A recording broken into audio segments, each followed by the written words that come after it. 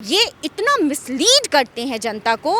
हर चुनाव में हार के बाद भी इनको अक्ल नहीं आ रही है कि इनको एक्चुअली क्या करना चाहिए। अदानी अंबानी की सरकार, राहुल गांधी बोल कैसे देते हैं और मुझे लगता है कि वो प्रेस कॉन्फ्रेंस जब भी करते हैं लोग कॉन्ट्राडिक्ट क्यों नहीं करते। 12,400 करोड़ की डील अभी इनके रेवंत रेड्डी तेलंगाना के मुख्यमंत्री इन्होंने साइन करी है जनवरी में। तो मतलब कि मीठा मीठा गप गप कड़वा कड़वा थू थू ये तो नहीं होता है ना राहुल जी। उसी न्यायालय के लिए ताली बजा रहे हैं कि इलेक्टोरल बॉन्ड का जो है वो पूरा डेटा आपने निकलवाया और 1 घंटे के बाद उसी न्यायालय को गरिया रहे हैं कि आप जो हैं वो ईवीएम को लेकर के सब मिले हुए। इलेक्शन कमीशन ने 4 जून का दिन तय कर दिया है इंडी गठबंधन को रोने धोने के लिए। जिस दिन रिजल्ट आ रहा है उस दिन वो खूब रोएंगे धोएंगे, जो है वो ईवीएम को गालियां देंगे, सारे तंत्र को गाली देंगे, इलेक्शन कमीशन को गाली देंगे। तो मैं तो सिर्फ इसी नज़र से देख रही हूँ कि 4 जून का दिन तय है उन लोगों के रोने धोने के लिए। बाकी बहुत इंटरेस्टिंग होने वाला है ये इलेक्शन भी इस वजह से क्योंकि जो धुर विरोधी रहे हैं एक दूसरे के, जो इंडी गठबंधन के जो घटक दल हैं, जो आज तक एक दूसरे का कॉलर पकड़ पकड़ करके जो कहते हैं ना कि बाल नोच नोच के लड़े हैं, कपड़ा फाड़ लड़ाई जिन्होंने अब तक की है, वो साथ आकर के इलेक्शन में वो मोदी के खिलाफ खड़े हैं। तो देखना बस 4 जून का। मैं तो वेट कर रही हूँ कि कौन कितना कैसे रोता है। सोच रही हूँ बाल्टी मग्गा भी भिजवा दूँ ताकि आंसू जो है वो अपने कलेक्ट कर सकें। जी, आपने देखा होगा इलेक्शन कमीशन ऑफिसर ने भी इस चीज़ को डायरेक्टली नहीं इनडायरेक्टली बोला कि कुछ दल हैं जो आते हैं जाते हैं, वो इन पर भी ध्यान रखें। चुनाव प्रचार को लेके भी उन्होंने बहुत कुछ कहा, एक मर्यादा, एक मॉडल कोड ऑफ कंडक्ट जो है उसके अंतर्गत सारा काम हो, सारा प्रचार हो, और भी बहुत कुछ कहा है। तो इस पर आप क्या कहना चाहेंगे? भारत लोकतंत्र की जननी है और आज के दिन में विश्व का सबसे बड़ा लोकतांत्रिक देश है। तो हमारे यहाँ की पूरी चुनाव प्रक्रिया पर सिर्फ भारत की ही नहीं पूरे विश्व की नज़र रहती है। प्रेस कॉन्फ्रेंस में भी हमने देखा कि 1-2 बाहर के भी रिपोर्टर्स थे जो क्वेश्चन कर रहे थे और जो कमीशन है वो क्वेश्चंस को ले रहे थे। तो इस पूरी प्रक्रिया पे जिस पे पूरे विश्व की नज़र है, बिल्कुल इसको जो है जितना ट्रांसपेरेंट कर सकते हैं और जितना सुचारू रूप से करके हम दुनिया को दिखा सकते हैं कि भारत का दम इतना है कि जहां 140 करोड़ की जनता है, जहां लगभग इस बार 98 करोड़ वोटर्स हैं, इतने बड़े चुनाव को कितनी स्पष्टता के साथ, कितने बिना किसी बायस हो करके किया जा सकता है, वो करके हमें दिखाना है। और इसी की बात बार बार जो है वो इलेक्शन कमीशन ने अपनी प्रेस वार्ता में भी की है, आह्वान भी किया है सारे पार्टियों को कि चुनावी प्रक्रिया को पूरा स्पष्ट जो कहते हैं सरल रूप से करने के लिए, और जिसमें कोई भी कोई सवाल ना कर सके, कोई चुनावी हिंसा ना हो सके। ये ऐसा करने की जिम्मेदारी सिर्फ चुनाव कमीशन की तो नहीं है, सारे घटक दलों की भी है। तो जितने भी राजनीतिक दल हैं उनसे आह्वान किया गया है। और बाकी तो मैं देख रही थी बहुत इंटरेस्टिंग बातें उन्होंने कही हैं। जो हमारे चीफ कमिश्नर हैं, मुख्य आयुक्त जो हैं, उन्होंने बहुत अच्छी अच्छी बातें कही हैं। उन्होंने शेरो शायरी भी कही है। उन्होंने कहा है कि अपने नाकामयाबियों को का ठिकरा जो है आप ईवीएम पे बार बार नहीं फोड़ सकते हैं। आप ये बार बार नहीं कह सकते हैं, सरल शब्दों में जनता को समझाऊं तो, कि ईवीएम बेवफा है। नकारे हम हैं लेकिन हार जाएंगे तो कहेंगे ईवीएम बेवफा है। सीधे स्पष्ट शब्दों में कहने का यही तात्पर्य था। बात करेंगे फर्स्ट टाइम वोटर की, जो कि एक बहुत अहम भूमिका निभाता है। और जो इलेक्शन कमीशन ऑफिसर ने जैसे हमें बताया, जो पूरी उसकी जो डेटा आई है, उसमें न्यू वोटर्स जो है वो भारी संख्या में इस बार वोट करने वाले हैं। तो बीजेपी ने तो बोल दिया 370 पार, एनडीए 400 पार, और इंडी गठबंधन भी बोल रही कि हम अपना सरकार बना रहे हैं। तो यहाँ फर्स्ट टाइम वोटर्स क्या रोल प्ले करने वाले हैं, और उसमें से भी महिला वोटर्स जो हैं उनकी संख्या पहले के मुकाबले बढ़ी है। मेल फीमेल रेशियो भी जो है उसकी अंतर जो है वो कम हुई है। इसको आप कैसे देखते हैं? किसी भी देश के लिए जो फर्स्ट टाइम वोटर्स होते हैं वो बहुत महत्वपूर्ण होते हैं। ये जो वोटर्स होते हैं, जो 18 साल जो हमारे देश में है वोट डालने की उम्र, वो खुद को इतना सशक्त महसूस करते हैं कि सरकार निर्धारण में, नीतियों को बनाने में, देश को आगे ले जाने में उनका कहीं ना कहीं से प्रत्यक्ष अप्रत्यक्ष रूप से उनका योगदान रहेगा। इस टाइम जो है वो डेटा, अगर मैं गलत नहीं हूँ तो 1.82 करोड़ के करीब में जो है वो नए वोटर्स शामिल हुए हैं। अब महिलाओं की बात कर रहे थे जिसमें लगभग 85 लाख नई महिलाएं वोटर्स हैं। तो ये बहुत बड़ी संख्या है निसंदेह रूप से। वो इसका भी जिक्र कर रहे थे कि जो युवा वोटर्स कहते हैं जो 29 साल तक के होते हैं, उनका भी बहुत एक लंबा चौड़ा जो है वो तादाद है। तो ये सरकार बनाने में तो बिल्कुल निर्णायक भूमिका निभाएंगे और ये इतने एंथुजियास्टिक होते हैं कि वो खुद तो वोट करने जाते हैं अपने साथ पूरे ग्रुप को, अपने पूरे फ्रेंड सर्किल को। तो जो वोटिंग परसेंटेज की बात करते हैं तो युवाओं के जुड़ने से ये भी होता है कि वोटिंग परसेंटेज जो होती है वो भी उछाल पकड़ती है। महिला वोटर्स यहाँ पे बहुत ज़्यादा इम्पॉर्टेंट हैं। वो इसलिए इम्पॉर्टेंट हैं क्योंकि हम पिछले 2014-2019 के लोकसभा इलेक्शन को अगर हम देखें तो महिलाओं ने बढ़ चढ़ करके भाजपा को वोट किया है। अभी हाल का अगर यूपी विधानसभा इलेक्शन का डेटा अगर मैं उसको अगर रिकॉल करने की कोशिश करूँ तो लगभग 46% महिलाओं ने भाजपा के पक्ष में वोट किया। और इस बार देख रहे हैं कि नए तादाद में जो नई वोटर्स हैं उसमें भी बहुत बड़ी संख्या है। अभी बहुत सारे मुद्दे भी हुए हैं महिलाओं के। तो मुझे लगता है कि महिलाओं की भूमिका भी इस बार और हमेशा की तरह इस बार जो है वो और बढ़िया से और सशक्त होकर के आएगी। और रेशियो भी जो है वो 948 जो है वो लिंगानुपात है अभी इस बार की जो वोटिंग के जो मेल और फीमेल के जो रेशियो हैं। तो ये भी एक बहुत अच्छा संकेत है देश के लिए। आगे देखते हैं इस बार क्या होता है। वोटर्स तो युवा वोटर्स तो भारी संख्या में यहाँ पे आएंगे वोटिंग करने के लिए, इससे वोटिंग परसेंटेज भी बढ़ेगा। लेकिन विपक्ष तो यही कहेगा ना कि बेरोजगारी है, महंगाई है, तो बेरोजगार तो सबसे ज़्यादा युवा हैं, तो वो किसको वोट करेंगे। बार ये जो विपक्ष है ये महंगाई का मुद्दा उठाती है। 2019 में जो ये सरकार जो अभी वर्तमान सरकार है वो जब सरकार में आई थी, लगभग 5 साल अब कार्यकाल होने जा रहा है, इनका अगर एवरेज देखा जाए, जबकि बीच में कोरोना काल था, यूक्रेन युद्ध था, रूस यूक्रेन युद्ध, एवरेज इनकी जो महंगाई दर रही है वो 5% से नीचे ही रही है। सबसे हाइप जो उठा था वो रूस यूक्रेन युद्ध के समय उठा था, जिसमें लगभग 7.2 या 7.3% थी।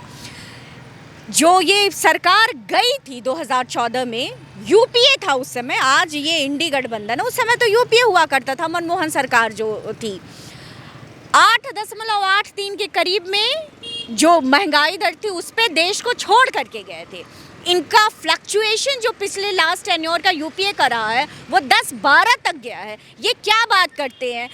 अब अगर ये कहते हैं हमारे समय में कोई चीज़ 10 रुपए की थी, आपके समय में 12 रुपए में मिल रही है, तो 10 साल में तो हर एक चीज़, किसी भी चीज़ की कीमत बढ़ती है। महंगाई उस पे डिफाइन होती है कि किस रेशियो में बढ़ रही है। 10 साल में कोई चीज़ 2 रुपए बढ़ी है और 10 साल में कोई चीज़ जो है वो 20 रुपए बढ़ी है, बढ़ना तो है ही। ये एक छोटी सी बात उनके समझ नहीं आती है। के लिए रोजगार का एक ही मतलब है, सरकारी नौकरी। कोई भी देश की सरकार जो है, क्या उस पे इतना बोझ डाला जा सकता है कि वो सारे तमाम लोगों को जो है वो सरकारी नौकरी दे, वो भी एक ऐसा देश जहाँ की जनसंख्या 140 करोड़ से ज़्यादा की है। ये तो असंभव है ना। ऑल्टरनेटिव्स के रूप में मोदी सरकार ने हमेशा स्वरोजगार की बातें की हैं। कितने स्किल डेवलपमेंट्स के लिए इन्होंने कितनी सारी जो है वो ट्रेनिंग्स कराई हैं, कितनी सारी चीज़ें। अभी इनका जम्मू कश्मीर का जो इनका ट्रिप था हमारे प्राइम मिनिस्टर साहब का, मैं देख रही थी कि कैसे 2-4 मधुमक्खी के डब्बों से जो बी पालन जो होता है, मधुमक्खी पालन, वहाँ से स्टार्ट करके लोग 600-800 बॉक्सेस तक पहुँच गए, जिसमें सरकार उनकी मदद कर रही है, पैसे से मदद कर रही है, उनको ट्रेन करने में मदद कर रही है। मैं कितने एक बेकरी का मैं सुन रही थी जम्मू कश्मीर में, एक लेडी थी, वो बोली कि मेरा इंटरेस्ट है बेकरी, मेरे इंटरेस्ट में था, जिसको 6 महीने की ट्रेनिंग सरकार के सहयोग से मिली, पूंजी शुरुआती मिली और वो आज जो है वो लाखों का अपना टर्नओवर कर रही हैं। तो ये सारी चीज़ें इंडी गठबंधन को रोजगार के रूप में नहीं दिखता है। उनको ये डाटा नहीं दिखता है कि पीएफ अकाउंट्स जो हैं वो कितने खुले हैं। सिर्फ अगर 2020-21 का मैं डेटा देखूं तो लगभग 2 या 2.25 करोड़ के करीब में नए पीएफ अकाउंट जो है वो खुले हैं। तो पीएफ अकाउंट किसका खुलता है? जो बेरोजगार होते हैं उनका खुलता है, उनका तो नहीं खुलता। जो रोजगार में होते हैं वो किसी सरकारी में हो या किसी प्राइवेट नौकरी में हो। तो कहाँ जा रहा है ये सारा? ये सारा क्या है? क्या पूरे ये जितने भी नए पीएफ अकाउंट खुले हैं क्या सारे भाजपाइयों ने खुलवा लिए हैं? वो तो संभव नहीं है ना। तो ये इतना मिसलीड करते हैं जनता को। हर चुनाव में हार के बाद भी इनको अक्ल नहीं आ रही है कि इनको एक्चुअली क्या करना चाहिए। तो महंगाई और बेरोजगारी ये विपक्ष एक मुद्दा बनाने का प्रयास कर रही है, लेकिन जनता जानती है कि ये उनके लिए कोई मुद्दा नहीं है।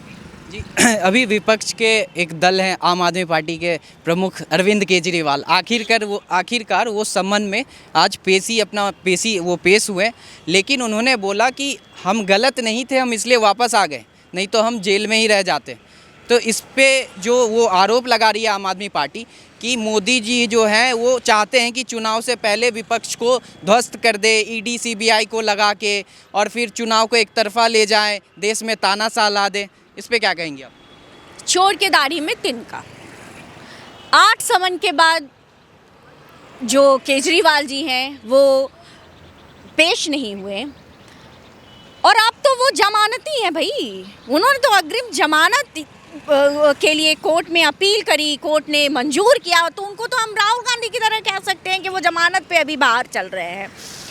आप लोकतंत्र के किसी नियम को नहीं मानेंगे, स्वयं को हर चीज़ का सर्टिफिकेट देंगे, हम ही ईमानदार, जो हमने कहा वही न्याय, तो ऐसे तो देश नहीं चलता है ना। लोकतंत्र तो ऐसे नहीं चलता है। आपका शराब घोटाला जो है वो कितने भयानक रूप में, अगर आप लोग इतने ही सही थे तो आपके जितने भी नेता अंदर गए हैं, आप मनीष सिसोदिया को ले लीजिए, सत्येंद्र जैन को ले लीजिए, इन लोगों को, सत्येंद्र जैन को तो लगभग 2 साल होने जा रहा है ना जेल में, क्यों नहीं बेल मिली है? क्यों जेल में है? मनीष सिसोदिया, मेरा परिवार, ये कर देंगे वो कर देंगे, इतनी बार जो है उनके बेल एप्लीकेशन को जो है वो रिजेक्ट किया गया है। क्यों? न्यायालय मूर्ख तो नहीं है, वो तो सिर्फ जो सबूत है, जो गवाह हैं, जो उनके सामने डेटा दिए जा रहे हैं, वो उनके बेसिस पे जो है वो डिसीजंस लेती हैं। तो ये एक बात आम जनता के समझने के लिए बहुत ज़्यादा है कि अगर इनके नेता एक बार जो जेल जा रहे हैं वो बाहर नहीं आ रहे हैं, तो मतलब कि दाल में कुछ काला नहीं, पूरी की पूरी दाल ही काली है। कल राहुल गांधी बड़े लंबे चौड़े प्रेस कॉन्फ्रेंस कर कह रहे थे कि भाजपा ईवीएम हैक कर लेती है, ईवीएम को सेट कर लेती है। एक तरफ पूरे भाजपा के कार्यकर्ता और खुद भाजपा के नेता बोल रहे हैं कि प्रधानमंत्री मोदी जो है इंदिरा और नेहरू के बाद पहले प्रधानमंत्री बनेंगे, जो तीसरी बार प्रधानमंत्री बन के आएंगे, और वो भी 400 पार का नारा दे रखा है। और दूसरी तरफ राहुल गांधी कहते हैं कि इलेक्टोरल बॉन्ड के मामले में स्वतंत्र भारत में पहले प्रधानमंत्री हैं जिन्होंने इतना बड़ा घोटाला कर दिया। इस पर क्या कहेंगे आप? अगर इलेक्टोरल बॉन्ड घोटाला है तो राहुल गांधी भी उसके भागीदार हैं। इनके पेट में मरोड़ क्यों उठ रही है पता है? पानी नहीं पच रहा है। इलेक्टोरल बॉन्ड वाले जो आपने जिक्र किया, बस यही मामला है, भाजपा को ज़्यादा कैसे मिल गया, हमें तो कम मिला। ये इतने ही ईमानदार थे, और ये वाकई में अगर कोई स्कैम था, आपने क्यों लिया? आप रिजेक्ट कर देते। आप रिजेक्ट करते तो पूरी की पूरी जो जनता है ना 140 करोड़ की आपके पीछे खड़ी होती। लेकिन जनता भी तो हंस रही है कि आप तो रो इसलिए रहे कि आपको मिला फूटी कौड़ी और वहाँ चला गया पैसा। और जो चंदे की बात हो रही है, कोई भी जो ऑर्गेनाइजेशन है, जो कंपनीज होती हैं, वो किसको चंदा देती हैं? वो उस सरकार को मजबूत करने के लिए चंदा देती है जो देश को मजबूत करे, जो देश के नीतियों को मजबूत करे। तो उनको वो विज़न भाजपा में दिख रही है, वो विज़न मोदी में दिख रहा है, तो वो आपको क्यों करेंगे? उनको पता है कि आप आएंगे और घोटाला करेंगे। वो तो कह रहे हैं ना कि अडानी अंबानी को कॉन्ट्रैक्ट देते हैं एक तरफ से, और दूसरी तरफ से इलेक्टोरल बॉन्ड की तरफ पैसा लेते हैं। इलेक्टोरल बॉन्ड में अडानी अंबानी ने तो अभी तक तो नहीं आया कि एक भी पैसे दिए। तो अब तक जो ये बोल रहे थे अडानी अंबानी की सरकार, अडानी अंबानी की सरकार, राहुल गांधी बोल कैसे देते हैं? और मुझे लगता है कि वो प्रेस कॉन्फ्रेंस जब भी करते हैं, लोग कॉन्ट्रैक्ट क्यों नहीं करते? 12,400 करोड़ की डील अभी इनके रेवंत रेड्डी, तेलंगाना के मुख्यमंत्री, इन्होंने साइन करी है जनवरी में अडानी के साथ, गौतम अडानी के साथ। तो खुद खाएं तो वाह वाह, और ये क्यों नहीं बता रहे अगर अदानी इतने भ्रष्ट हैं तो सरकार बनने में अभी 1 महीने नहीं हुए थे, तेलंगाना में इन्होंने अदानी के साथ डील क्यों साइन की?